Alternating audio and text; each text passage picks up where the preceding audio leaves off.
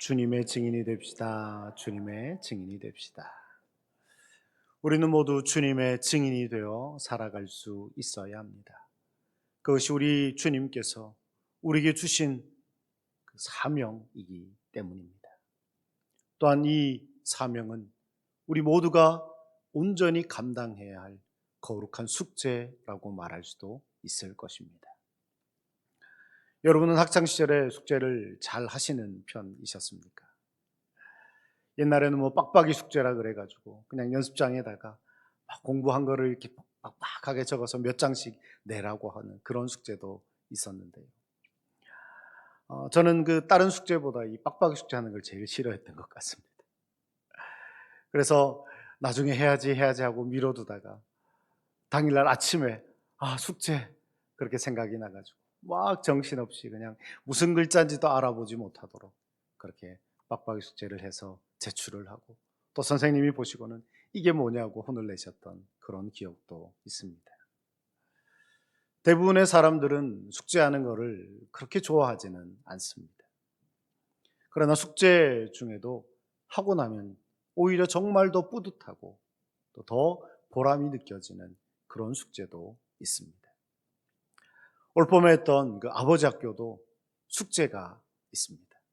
매 주마다 참여하는 그 아버지들에게 숙제를 내고 한 주간 그 숙제를 잘 하셨는지 그 다음 주에 검사도 하고 그런 시간들이 있었습니다. 그래서 지원했던 아버지들은 처음에는 숙제를 해야 된다라고 하면 다들 부담스러워하고 힘들어 하셨습니다. 그러나 시간이 지날수록 오히려 그 숙제를 통해서 아내와의 관계, 자녀들과의 관계가 많이 회복될 수 있었다라는 이야기를 하시는 분들이 많았습니다. 저도 그 아이들이 어릴 때의 아버지 학교를 이제 수료하면서 아이들이 사랑스러운 20가지 이유라는 숙제를 했던 기억이 납니다. 뭐 3살, 1살 그 정도 되었을 때였는데요. 이 아이들이 사랑스러운 이유를 처음 이제 적으려고 하니까 처음에는 뭘 적어야 하나 이렇게 고민이 되기도 했습니다. 근데 막상 적기 시작하니까 너무너무 그 이유가 많아서 20가지로도 부족하다라는 생각이 들었습니다. 그리고 그 무엇보다 이 아이들이 나의 자녀라는 그 생각, 그 존재 자체만으로도 너무나도 귀하고 감사하다라는 생각도 들었습니다. 무엇보다 정말 소중했던, 너무 귀엽고 너무 사랑스러웠던 그 아이들이 이제는 벌써 다 커서 저보다 키도 훨씬 크고요, 덩치도 더 커버렸습니다. 그래서 이제는 귀여운 구석을 찾아보기가 어려운 그런 상황에 이르렀습니다. 그런데도 저희 아내는 자기보다 덩치가 2배나 큰 그 아이들을 향해서 아이고 우리 애기 이렇게 말할 때가 있습니다. 훨씬 더 큰 그 아들을 보면서 애기라고 말하는 것을 들을 때에 제가 막 민망하고 어색하고 그렇더라고요. 그렇지만 부모에게는 자녀가 아무리 커도 그 자녀는 항상 사랑스러운 그런 애기일 수밖에 없다라는 것을 우리는 알아야 합니다. 어릴 때부터 정말 그 갓난아기, 너무나도 작아서 목도 가누지 못하는 그 어린 아기, 그 아기가 점점 자라기까지 얼마나 많은 수고와 노력이 필요했겠습니까? 그러나 그것이 결코 싫지 않은 정말 기쁨으로, 감사함으로, 때로는 힘들지만 오히려 그 자녀들로 인한 그 기쁨이 더 크기에 모든 부모들이, 대부분의 부모들이 정말 자녀를 사랑하는 마음으로 아끼고 그렇게 아이들을 돌보았을 것입니다. 지난 봄에 제가 맡았던 그 조의 조원 중에 우리 한 분, 목사님, 저희 조는 이제 목사님들만 계셨는데요. 그 목사님 중에 한 분은 아들만 5인 목사님이 계셨습니다. 요즘 시대에 뭐 아들만 5, 상상하기 힘든 그런 일이지요. 그래서 이 목사님 이야기를 들어보니까 위에 4가지는 너무 아이들이 순했다고 그러더라고요. 그래서 정말 아이들 키우는 게 하나도 힘들지 않아서 마지막 5째까지 낳게 되었는데 5째도 아들이었고 근데 그 아들이 위에 네 아들보다 훨씬 더 힘들게 그렇게 개구장이처럼 지내는 것 때문에 오히려 이 막내가 첫째 아들로 태어났으면 그 밑으로는 아이를 갖지 못했을 거다라는 그런 이야기도 하시더라고요. 어쨌든 이 목사님은 숙제를 해야 되는데 아이들에게 편지 쓰기 하면 5통씩 다 써야 되고요. 아이들이 사랑스러운 20가지 이유 그러면 20가지 곱하기 5, 100가지를 써야 되는 겁니다. 처음에는 부담스러워도 하시고 힘들어 하셨는데 오히려 그렇게 숙제를 통해서 많은 것들을 느끼게 되었고 아이들을 더 사랑할 수 있게 되었다라는 고백도 하시더라고요. 아마 참여하셨던 많은 분들, 모든 분들이 그 숙제를 통해서 가정이 더욱더 화목하여지는 그런 은혜를 누리게 되셨을 것입니다. 이처럼 숙제라는 것은 때때로 부담되는 일이지만 그 숙제를 우리가 잘 감당하게 될 때에 그로 인해 더 큰 보람을 느낄 수 있는 것이 바로 이 숙제가 아닐까 싶습니다. 오늘 본문에서는 부활하신 주님이 이제 하늘로 승천하시기 전에 마지막으로 제자들에게 또 오늘날 우리에게 예수 믿는 모든 자들에게 거룩한 숙제를 남기시는 그런 장면을 볼 수가 있습니다. 오늘은 이 말씀을 통해서 우리 주님께서 우리에게 남기신 그 거룩한 숙제가 무엇인지를 깊이 한번 생각해 보는 시간이 되기를 소망합니다. 6절의 말씀을 보면 주께서 이스라엘 나라를 회복하심이 이때니까 라는 질문을 하는 것을 볼 수 있습니다. 사실 그 남유다가 멸망한 후 이스라엘은 거의 600년 이상 나라 잃은 백성으로 그렇게 지내야만 했습니다. 지난주까지 우리가 함께 말씀을 나누었던 에스라서의 그 말씀과 같이 오랫동안 포로 생활을 하고 또 돌아와서도 자기 나라를 온전히 찾지 못하고 이방 나라의 속국으로 그렇게 지내야만 했다라는 것이지요. 그렇기 때문에 유대인들의 가장 큰 소망은 그들의 나라를 회복하는 것이었습니다. 로마의 속국으로 로마의 압제 속에 그렇게 살아가는 것이 아니라 예전 다윗 왕국의 그 영광을 회복하는 그것이 그들의 간절한 소망이었습니다. 그리고 예수님이야말로 그 다윗의 영광을 회복할 만한 그런 메시아라는 믿음을 갖게 되었습니다. 그러나 그 주님이 십자가에 달리심으로 그들은 다시 한번 좌절하게 되었고요. 그런데 그 주님이 사흘 만에 다시 부활하신 모습을 보게 되었을 때에 정말 하나님의 나라가 회복되는 때가 이때이구나. 이제 정말 얼마 남지 않았겠구나. 그런 기대와 소망을 가지고 이런 질문을 예수님께 던진 것입니다. 그런데 주님은 이렇게 말씀을 하셨습니다. 본문 7절을 함께 읽어볼까요? 7절입니다. 시작. 이르시되 때와 시기는 아버지께서 자기의 권한에 두셨으니 너희가 알 바 아니요. 때와 시기는 너희가 알 바가 아니라 너희가 알 필요가 없다라고 분명하게 단호하게 딱 잘라서 말씀하신 것입니다. 왜 주님께서 이처럼 매몰차게 그렇게 딱 잘라서 말씀을 하신 것일까요? 실제로 주님이 다시 오실 그때를 아는 것이 우리에게 별로 도움이 되지 않기 때문입니다. 오늘날 교인들은 크게 세 부류로 나눌 수 있다고 합니다. 첫째 부류는 온전한 믿음 가운데 살면서 예수님이 다시 오실 그날을 고대하고 소망하는 사람들이 있고요. 두 번째 부류는 예수를 믿는다고 하면서도 주님 다시 오시는 재림에 대해서 전혀 관심을 가지지 않는 사람들이 있습니다. 그리고 마지막 세 번째 부류는 예수님을 믿는데 예수님이 다시 오실 그날에 대해서는 큰 기대는 없지만 그래도 주님 오시기 바로 전날 그 사실을 알았으면 좋겠습니다. 그렇게 생각하며 사는 사람들이 참 많이 있습니다. 왜 그럴까요? 하루 전날까지 세상에서 마음껏 즐기고 살아가다가 주님 오시기 하루 전날 회개하고 그렇게 돌이키면 영원한 천국에 갈 수 있을 거라는 소망을 가지기 때문입니다. 여러분은 혹시 이런 생각을 가져보신 적이 없으십니까? 많은 사람들이 예수님이 다시 오실 그날에 대해서 기대하고 소망하는 삶을 살지 못하는 것을 보게 됩니다.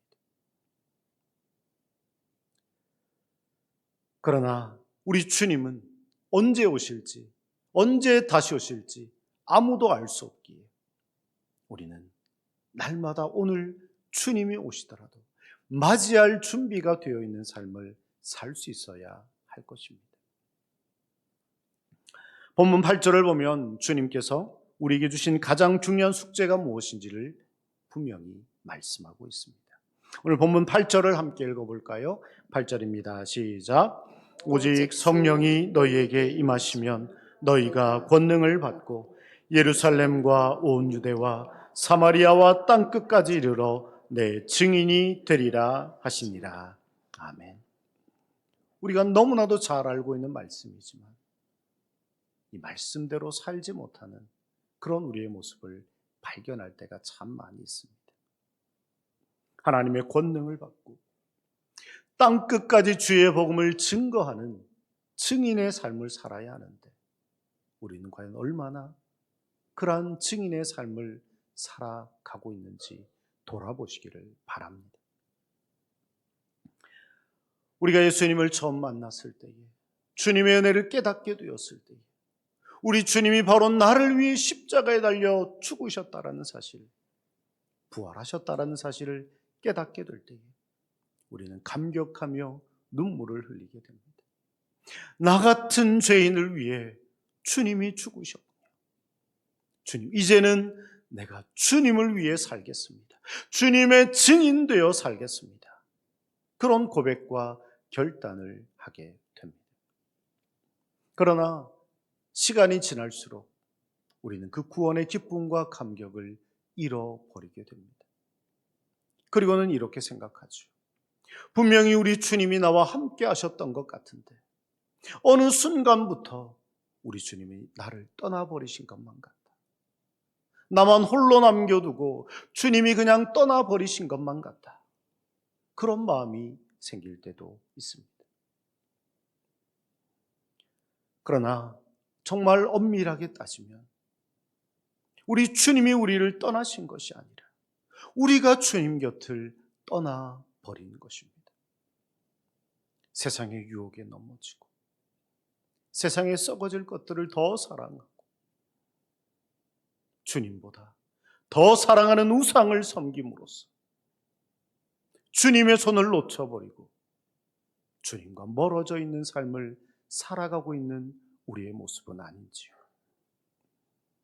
그렇게 주님과 멀어져 있을 이때에 우리의 신앙이 바닥을 치고 있을 이때에 주님이 다시 오신다면 우리는 과연 어떻게 주님을 맞이할 수 있겠습니까? 기름을 준비하지 못하여 부끄러워하였던 그 열 처녀들처럼 주님 다시 오실 때에 부끄러워서 주님을 쳐다보지도 못할 그런 우리의 모습은 아닌지, 그런 삶을 살고 있는 것은 아닌지 깊이 한번 돌아보시기를 바랍니다. 우리가 예수님의 증인으로서 주님이 우리에게 맡겨주신 이 마지막 사명, 이 거룩한 숙제를 날마다 충실히 감당하게 될 때에 우리는 주님의 증인으로서 날마다 복음의 능력이 나타나는 삶을 살아갈 수 있게 되리라 믿습니다. 본문 9절의 말씀 우리 함께 읽어볼까요? 9절입니다. 시작. 이 말씀을 마치시고 그들이 보는데 올려져 가시니 구름이 그를 가리어 보이지 않게 하더라. 아멘. 이 중요한 숙제를 남겨두시고 우리 주님은 하늘로 호련히 사라지셨습니다.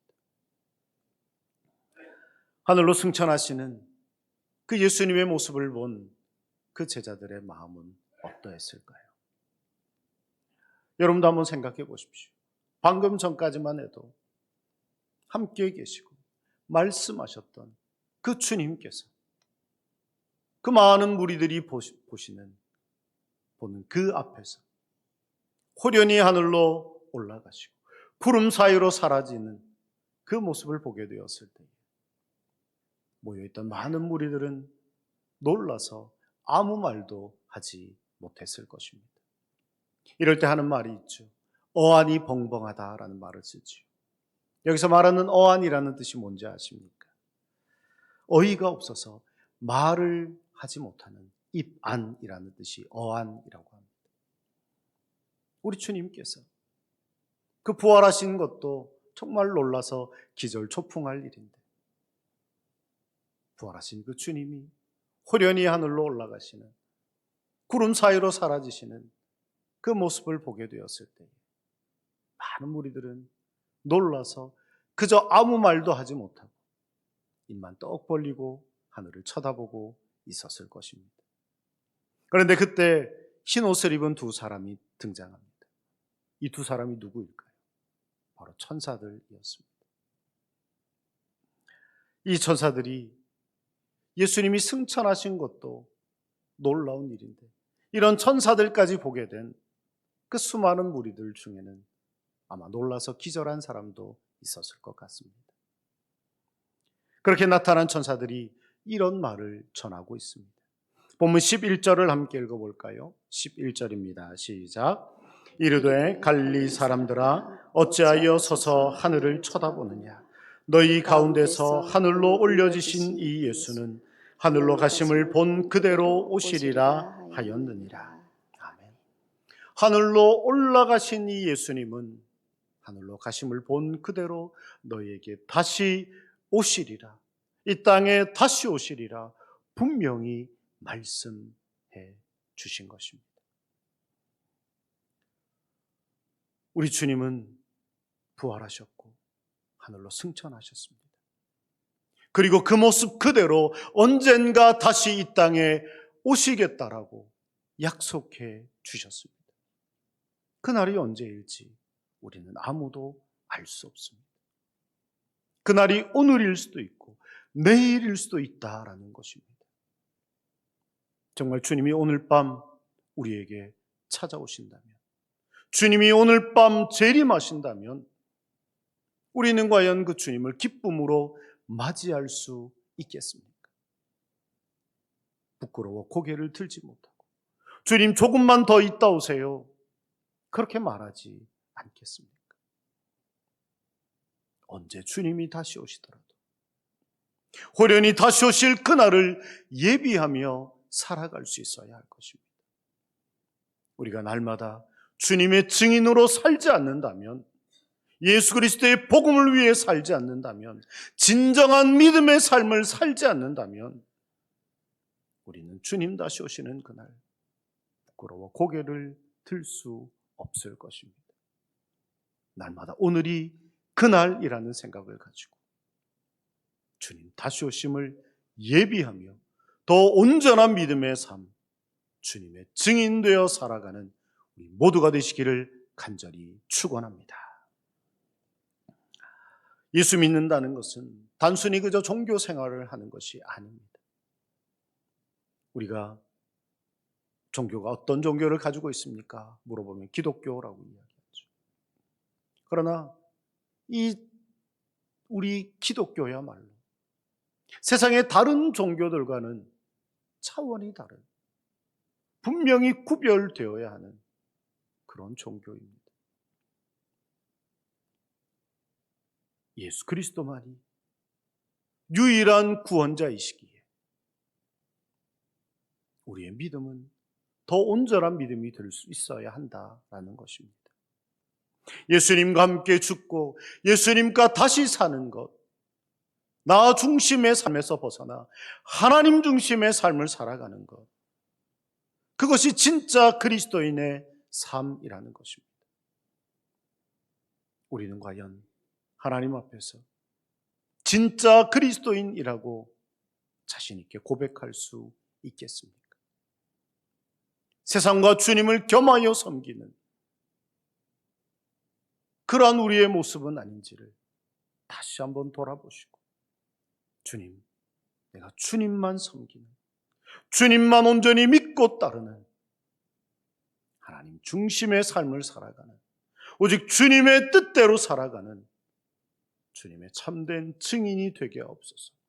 그렇게 날마다 기도하며 매 순간 살아가는 우리 모두가 다 되시기를 바랍니다. 20여 년 전에 어떤 목사님이 중국에 있는 조선족 교회를 방문한 적이 있다라고 합니다. 그때만 해도 중국의 화장실은 우리나라보다 훨씬 더 더럽고 지저분한 그런 곳이었습니다. 이 목사님도 그런 소문을 익히 들어서 알고 있었기 때문에 그 교회 화장실을 갈 때에 먼저 마음의 준비를 단단히 했다고 합니다. 중국의 화장실은 엄청 더럽다고 하던데 그렇게 마음의 준비를 하고 그 화장실에 들어가게 됩니다. 그런데 그 화장실이 너무너무 깨끗한 겁니다. 그리고 그 화장실을 청소하는 어떤 한 여자분을 보게 되었습니다. 그런데 그 여자분이 그 화장실 바닥을 자기 집 방바닥 닦듯이 무릎을 꿇은 채 그렇게 닦고 있는 모습을 보았다라고 합니다. 그래서 이 목사님이 그 여자 집사님에게 이렇게 물어보았습니다. 아니, 어떻게 화장실을 이렇게까지 깨끗하게 청소할 수 있습니까? 그랬더니 여자 집사님이 이렇게 말씀하셨다고 합니다. 우리 주님께서 나의 더러운 죄를 위해 죽으셨는데 나는 주님을 위해 할 수 있는 것이 아무것도 없습니다. 그래서 내가 할 수 있는 것, 이 화장실 청소라도 해야지만, 그래야지만 주님의 그 사랑, 그 은혜를 보답하는 것 같아서 주님의 그 피 묻은 몸을 닦는 마음으로 이렇게 매일 청소하고 있습니다. 그런 고백을 하셨다라고 합니다. 그 마을 사람들도 교회와 믿는 사람들을 핍박하는 사람들이 정말 많이 있었는데요. 그래도 깨끗한 화장실을 쓰기 위해 그 교회를 찾아왔던 사람들이 그곳에서 예수님을 만나고 변화되는 역사가 많이 있었다라고 합니다.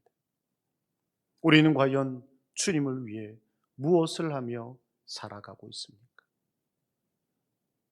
주님이 나의 주인이십니다. 주님이 나의 구원자이십니다. 하나님이 나의 아버지이십니다. 그렇게 고백은 하면서 정작 우리의 삶은 주님과 상관없는 삶, 하나님의 자녀로서 합당하지 못한 삶을 살아가고 있는 우리의 모습은 아닌지를 깊이 한번 돌아보시기를 바랍니다. 우리가 정말 주님의 종이라면, 하나님의 자녀라면, 하나님 나라 백성이라면 우리는 주님의 증인이 되어 살아가야 합니다. 복음의 증인, 십자가의 증인이 되어 살아갈 수 있어야 합니다. 우리가 만나는 모든 사람들에게 주님의 그 사랑의 복음, 십자가의 복음을 날마다 증거함으로써 주님의 참된 증인이 되어 살아가는 우리가 다 되시기를 바랍니다. 날마다 기도하며 성령의 충만을 받아야 합니다. 우리 혼자만의 힘으로는 감당할 수 없기에 우리 안에 계신 성령께서 충만하게 역사하여 주시도록, 그리하여 나는 없어지고 주님만이 나타나고 드러나는 삶, 성령님만이 인도하여 주시는 참된 믿음의 삶, 증인의 삶을 살아감으로써 온 세상에 예수 그리스도의 그 참 사랑의 빛을 온전히 증거하며 전하는 우리 모두가 되시기를 간절히 축원합니다. 함께 기도하겠습니다. 이 시간에 함께 기도하실 때, 하나님, 내가 정말 주님의 증인이 되어 살겠습니다. 입술로만의 고백이 아니라 나의 삶으로 그렇게 살아가겠습니다. 나는 죽고 예수 그리스도만이 내 안에 살아 역사하시는 삶을 내가 살게 하옵소서.